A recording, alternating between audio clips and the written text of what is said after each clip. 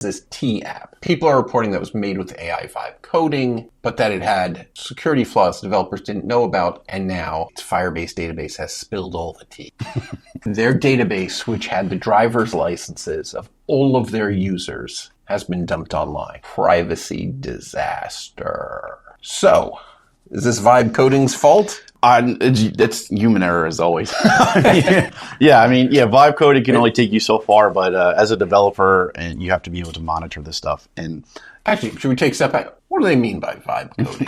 Yeah, it's a term. It's a new term. So basically, vibe coding is when you describe what you want to build to AI, and AI basically just builds it for you through iteration, and it'll ask you like, do you want this? And you could say yes or no. And basically, it takes all the intensive thinking out of it and does it for you. The big part was their privacy policy said, hey, after we verify you, we're going to delete your information, and they just kept it. Yeah, that can't just be like, I mean, you'd have to be pretty incompetent for vibe coding to delete. You said you're deleting them all. Yeah. And in fact, you have this growing database of thousands and then millions of people's. Yep. Driver's license, how could you have missed selfies. that? So I mostly think these people were just lying. Yeah, I think it was malicious. They're probably using it to sell that data elsewhere and promising the people something different. But I don't know how, me as a developer, I couldn't sit on a couple million driver's licenses and be okay with that. I don't, Yeah. When GDPR showed up, there was a moment to like, oh, what the hell? The Europeans are telling me what to do. I don't have to. And that's, they were right. They're right. Yeah. Like, I should not be holding on to someone's private information that I do not need to give them the service that they're asking for. Like, why would I hold on to a copy of your driver's license? I don't want it. No. I don't want it. It's just bad news. Yes, I think the T thing, blaming the AI, is wrong. But vibe coding, I was in the gym. I saw a friend of mine talking about how his developers are getting 10 times as much done, maybe more, things that used to take months getting done in a day. I don't believe him. Well, that's a little extreme. Am I missing something? I mean, it's a little extreme. I'm paying for Claude, and, I think they have that. I feel like I'm drinking more coffee watching this thing talk to itself about what it's going to do to my code. And I'm not saying it's useless. It's not useless. It's definitely... It can be a lot more work than you think. But I think there's a place for it. I think it's great for pair programming. And just, we had a recent hackathon, and one of our developers, Brian and Kevin was telling me a story how they built this beautiful dashboard with this data. It took 10 minutes. It was gorgeous. And then switching little tweaks about it took another 2 hours. So that's exactly what vibe coding is. And that's what kind of, predicament you can get into. And this is just a hackathon project. So when you go deep into development, you got to know what you're doing. Yeah. So what else? Why is Crowdstrike still recommended to us after the debacle blue screen? I think we have a video about that, too. Go check out our YouTube channel after. Yeah. The answer is the credit card companies thought it would make you more safe. So their lawyers put it into all the contracts that companies must make you run something like Crowdstrike. And so even though now everyone's like, well, that was a terrible idea. Why did we agree to that? It's in all the contracts. Both sides have signed it. It's not even like the credit card companies can just take it away. They can't go and just edit your contract. So it's stuck, these well-meaning things. Just this summer, like in July, Microsoft, 1 year after the Crowdstrike thing, has finally rolled out for testing some of their fixes for what went wrong with the Crowdstrike. They finally have an API for security apps to be able to do what they do without being in the kernel. If your computer blue screens of deaths every time it boots, after a couple times, it'll start not loading the drivers that caused it to crash. Oh. Revolutionary! Whoa. Revolutionary. We needed this 20 years ago. And finally, to make sure that no one ever gets a blue screen of death, if your computer's kernel crashes, the screen you get is black. Oh. They're trying to divert the news, huh?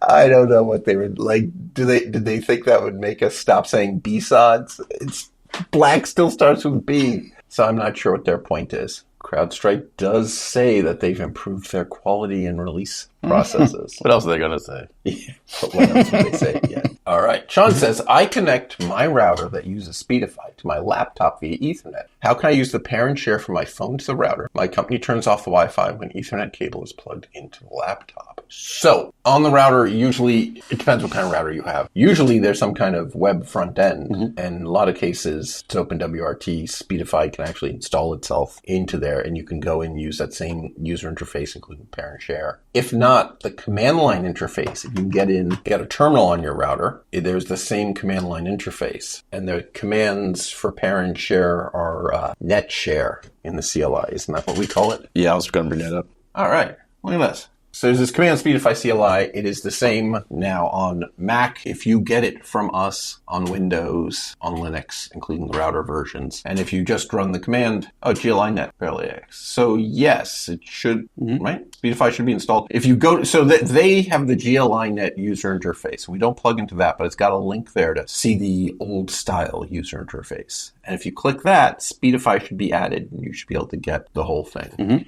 But here, there you go. Network sharing. These are all of the commands to do pair and share. If you can get the user interface, that's much easier. It shows you discovered devices, you click on them, it connects. But everything it does, you can do by running Speedify CLI net sharing. But hopefully you can get the user interface up on your CLI net. Yeah, there's a lot of people, by the way, running Speedify and CLI net. It's a very popular... All of a sudden, it's nice. And I will say, CLI net has been stepping up and giving us support. That's fantastic. Trying to get proper support so we can do clever things. So would that allow branding on their website with Speedify, or? Yeah, probably. But for now, it's our technical questions are actually answering. Oh, and there you go. So there'll be a few GLINet specific improvements probably in the next release. The ability for us to see what's printed on the sticker on the bottom of the router. It's the small things, yeah. But that is very big. That's huge. So which Wi-Fi should the phone connect to for parent share to the router? Same for receiving Wi-Fi to the router, or the Wi-Fi that the router is broadcasting? I think that either work, right? Like usually you want to have your phone join the Wi-Fi that the router is making so that it both can pair and share with the router, and also it can use the router's bonded connection. So that's probably the best. All right, Vadim asks, do you know about quantum networks' advantages? How future upgrades will impact the current infrastructure and users? Actually, I do. I do know quite a bit about them. So here's the cool thing that the quantum networking technologies deliver. You can send a message and only one person. This is the weird quantum. You use a laser and you send your message in like one photon, one encrypted photon to the other person. Only one person can ever receive that message. If someone listens in on it, then it doesn't make it to the person you were sending it to. That's great. And if it makes it to the person you were sending it to, they know for a fact that no one listened in. And there's no way for the person listening in to make a matching photon, to be a man in the middle. It's impossible. So that is the cool thing, this sort of perfect security at one layer. At one layer, perfect security. You send a message to the guy, if he gets it, he knows no one listened in. It does not let you go faster than the speed of light. A lot of people get confused and think the quantum weirdness will let you go faster than the speed of light. It does not. Quantum entanglement, you have to get the quantum entangled thing to the other person. Using a light, yeah. And once they get it, they can receive one message, and then they have to check back with you to see if that was the message you really sent. And then they say, holy cow, that happened faster than speed of light. By the time you ship the thing and they check back with you if they actually got the right message, it turns out it's always much, much slower than light. Quantum tunneling, I'm afraid to even say this, at very tiny scales, things actually do appear to hop faster than the speed of light. Tiny distances, but only tiny distances. And the odds of them doing it successfully drop with the cube of the distance. And therefore your signal is picking up noise in the form of messages not arriving because they're so much less likely to do it. And it turns out that you have to add so much to make it a reliable communications. You have to add so much error correction that your packets get so huge that in fact it would have been much faster. It works out mathematically. It just doesn't work. You cannot use quantum. Either effect. There's quantum entanglement and there's quantum tunneling. And neither of them can be used to build a communications channel that goes fast at the speed of light. Even though they each sometimes do weird things that kind of seem like they're going fast at the speed of light, you can't use either for communications. And this isn't just me talking. There are mathematical proofs of this. Can you use software to drop internet ping or latency to play around 20 to 30 milliseconds at a global scale such that someone down South Africa can do online gaming with someone in the US at 20 to 30 milliseconds? Sorry, Besh, you are starting to run into speed of light problems. A lot of latency is caused by too bad memory buffers, bad software, low bandwidth connections. But in the end, you cannot go faster than the speed of light. And in fact, if you're going fiber optic cables, you can't go faster than 70% of the speed of light. Turns out the speed of light through glass is significantly slower than the speed of light through space. Who would have thought? Yes. So in space, it's 2 billion meters per second, which sounds like a lot until you think about how far apart things are in space, and you realize, oh my God, it's so slow. But when going through a fiber optic cable, it's only 1.4 billion meters per second, which people have pointed out, and this is kind of interesting. In a lot of cases, if you're going that far, that the curvature of the Earth is a thing, it can be faster to laser up to a satellite Beam down. that lasers straight across and then lasers back down. Because the laser Going through space. is going through space, it goes full speed. So even though there's extra steps, if you're going far enough, going straight line in a laser through space can be much, much faster. And I was really surprised that was true, but did the math, and they're right. So what percentage of the speed of light would it be doing the beams? So it would go basically full speed. The speed of light through air is a tiny bit slower than through vacuum, but it's not measurable, not like the glass thing, right? Obviously, physicists can measure it when they set up a thing, but you're not going to just notice it really. And there's a little bit of time that the satellite, kind of has to read it in and then send it to the other, right? So that's an extra delay of, a millisecond kind of thing on each end. You got to read the back into a memory buffer and then write it out. But it's not much. So you're going almost another 30% from FiOS. That's huge. Yeah. There's a little extra. You have to go, 70 miles up. Even 20% would be 70 fantastic. miles. Yeah. But 140 miles, how long does it take light to go? Not very long. It's the future. It's coming. Why is glass slower? Refraction. No, you got it backwards. Refraction happens in glass because light is slower in it. So when it hits the glass, it suddenly slows down. And there's an impact, and that makes it bend, and that makes it reflect. And all that is caused by the change of speed of light in glass. Copper is also slower. I actually have some questions about, is the light actually being absorbed and then recreated, and then absorbed and recreated? Is that why it's slower? I don't know. I don't feel like I've ever gotten a straight answer from a physicist. Light's slower when it goes through stuff. Interestingly, you know what is, until recently, the slowest substance? You put light into this thing, and it slows down more than just about anything. Now there's diamonds.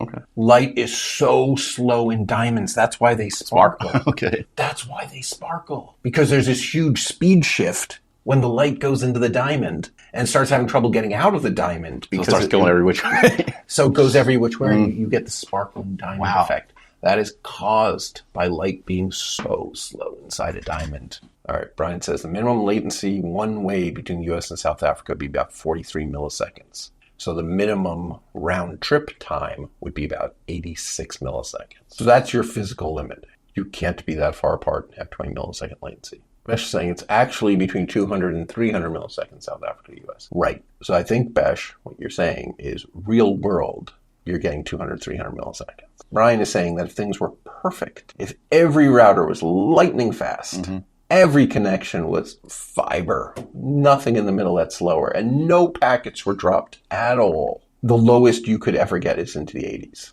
which is not denying that what you're actually seeing is in the 300s. It just implies that, there's some internet connections in the middle that aren't quite as fast as they could be, or some are dropping packets, or the memory buffers are too large on some of the, there's lots that could go wrong. He's just saying no matter how much money you spent, you can never get it below the 80s. And so how much higher it is than the 80s is a measure of how imperfect things are. Brian Purnell seeing a solid 275 milliseconds between Philadelphia and our servers in Johannesburg. Right. Yeah. So he thinks it's probably actually going through Europe. Miami to Johannesburg goes through Marseille, France. So you're not going in a straight line, a fiber optic cable stretched between the two. You're going to Europe, and then you're probably following the coastline of Africa down, right? What is your actual metrics, packet loss, jitter to compute a connectivity quality grade? That's an excellent question. A lot of it has been historically throughput based here, trying to improve people's speeds. A lot of the quality of experience experts in the world are saying we're too obsessed with throughput and that giving consistent latency is more important. And so adding jitter buffer, we're looking at a number of things. There's Orb is new. Cloudflare has their AIM, where they have an open source project and papers where they explain what they think makes a good internet connection. We're back to arguing whether we should adjust our definition of good internet. Maybe we should give you a choice. Cloudflare in particular, their thing, they've got different measures. They've got one set of calculations for what's a good internet connection for a gamer, what's a good internet connection for makes sense. browsing the web. And there are different equations on how they combine latency, loss, jitter, bandwidth. And so maybe that, you say, I'm gaming, and now we become obsessed with latency, and then you say, oh, no, it's more work for the user to make them pick. But maybe we can see what apps you're using. Like loading a profile, what you wanted to do. You throw that around. Vadim. The star ratings that we put next to connections. Yes. Sorry. Good catch. That's the MOS score. MOS. It actually stands for Mean Opinion Score. It is a measure from voice over IP. It is using loss, latency, and jitter to calculate how good this would be for a voice call. Interestingly, it's for voice calls. It doesn't use bandwidth at all. If it gets a small number of packets through nice and quickly, you'll get an excellent score. Yeah, Vadim was estimate. Yeah, so the stars rating, it's MOS, Mean Opinion Score. And it's called Mean Opinion Score because apparently they had thousands or hundreds of people do thousands of calls where they dialed in different amounts of loss, latency, jitter, and then asked, what's your opinion of how good this call was, sound quality wise? And so they came up with equations that combined loss, latency, and jitter, and pretty much matched what most people said was the quality. How long before programmable delays are added in the GUI? Next release. It was supposed to be last release. We didn't think it was quite good enough to... We held it off. We got it done, but then decided this wasn't quite good enough. So Mike and Kevin, who's often on this, have been reworking that. It's going to be a jitter buffer feature where you can say, if you hate, perhaps because you're doing voice apps, if jitter is really bad for you, you can set a latency which is higher than the latency of any of your connections, and we will lock that in for you. Obviously, in the ideal world, you have low latency and low jitter. Right. But sometimes physics gets in the way. So if you hate jitter more than you hate latency, you can agree to a higher latency and we'll make the jitter go away. You can apply it just on certain ports, just on certain IP addresses, just on certain protocols. Even domains, yeah. It'll be next release. We thought we got it done. It's even better, so it's good. Is it possible to speed up downloading games on Steam? Depends what your bottleneck is. If you are on gigabit fiber and your download on Steam is not getting even close to a gigabit, that means Steam is the bottleneck and there isn't much we can do. If you're on a cellular connection and your download is not nearly as fast as you got that time you were at your friend's house who had a fiber optic connection, then now Speedify can help. Okay? Yeah. Now we can put together a couple different phones, is there a Starlink? Is there, a decent, what you can put together a bunch of connections to get your speeds higher, to get up closer to that top speed that Steam will support. So the answer is, it depends. But yeah, no, if you are somewhere where your internet is not fast enough to download things from Steam the rates you're used to, then absolutely Speedify, you can put together a bunch of connections and get those speeds way up. I have wired connections and mobile tethering, and I want to bond them together. Speedify UI, it looks like it's working with Steam is only using primary. You can go in the UI, you can choose that cellular connection, and on priority, you can change it to primary. I'm not going to mess with it now. I'm happy with my settings. And this is the real Speedify that we're streaming through. But you can change it to primary right there, and that'll tell Speedify, just go ahead and use it. So that should help. 10 phones on one laptop. I get 10 friends willing to give me their phones. What do I buy? I gotta say, there's a lot to be said for USB-C. If you tether the phone, to a powered hub, a bunch of them, you can put together really high speeds. So my advice would be USB-C if you can make it work. Either, one cable per port. If you have more than you have ports for, you can get a powered hub, because otherwise weird things can happen when a bunch of phones try to charge their batteries over USB-C from a laptop. That can provide power, but wasn't meant to be a charger for that many devices. I will say 10 phones, probably too many. By the time you have one on Verizon, one on AT&T, one on T-Mobile, now you've got great internet. One or two of them are working great wherever you are. After that starts being diminishing returns. They can start interfering with each other if they're too close to each other. They can start grabbing all the bandwidth off the tower. So it's diminishing returns after that. I definitely would try to have more than one phone, get on more than one carrier. That would be great. What would be best practices for transporting SRT over Speedify bonding? What are the best strategies considering Starlink plus 4G plus 5G plus fast dedicated links? I think for the most part, the defaults are pretty good, right? We've got streaming mode on, which should make it recognize that your SRT is high priority. priority. If you want to make sure it uses the 4G, 5G, right? One of the things, the auto priority right now decides that Starlink is primary, you use it all the time, and the 4G, 5G is secondary, you try to use a little less. Starlink's frustrating, right? It's a weird one because, we have these categories of use it all the time or use it a little bit less. And I feel like Starlink adds a new category between the all use it almost all the time because it's not quite as unlimited as it used to be, right? They're shrinking the data caps. So anyway, if you just want to make sure that the SRT goes through, it could make a lot of sense to make the 4G and 5G primary. I would watch then, pop over and look at the when you set up, it's worth doing some testing. If you see loss on one of the cellular connections, got the colors too similar right now. Let's we have more choice of colors. We'll get a color wheel in a minute. Oh, God damn it. All right. Not a yellow or something. Yeah, all right. You're going to be peach. It's fine. There we go. Mike, it's your phone, man. AT&T. All right. So I would look, and if you see one connection, you move all your 4Gs, 5Gs to primary. Take a look, though. If one of them is showing loss, if one of them is showing latency, bump that back down to secondary. Yeah, you don't want to. Just give Speedify the hint. All right, you use a little less. If you can see that it's not good, give Speedify the hint. It ought to figure it out. Can it bond Wi-Fi and wired connection? Yes, but caveat. Different. You want them to have different internet connections. Right here, I'm bonding Wi-Fi and Ethernet, both going to the same Comcast cable modem, and I actually don't think it's doing me any good at all. The two cellular phones I have hanging off, they're probably helping me. But yeah, if you're going to do Wi-Fi and Ethernet to the same internet connection, it's really not going to help you. All right, so let's look at Speedify that we're using right now. Streaming redundantly. Look at that. Little hitch. Yeah. Our Wi-Fi glitched out pretty badly. Lost in it. So I've got both Wi-Fi and Ethernet going to our Comcast internet. That's not giving me much fault tolerance. But I have a tethered iPhone. So that's what gives us the AT&T. While we're at it, there's pair and share. This is a feature where you can reach out on the Wi-Fi and borrow another Speedify device's cellular. Hey, look at that. It's Mike's iPhone. So let's try this. So I am going to tap to pair. Attempt to pair, yes. Send a request. Boop. I'll accept. It. All right. We'll pop up. Okay. Receiving from Mike's iPhone. So we go back to the dashboard, and now I have 4 internet connections. Yeah, we're immediately giving you redundant copies of the data. Speedify is not happy with the Comcast internet today. But it's doing what it takes to keep us online. Yep. Yeah, so go look at our YouTube, particularly our shorts. Yeah, great stuff. There's lately. A lot of little videos, us talking about Starlinks and phased arrays antenna and power lasers. Fun stuff.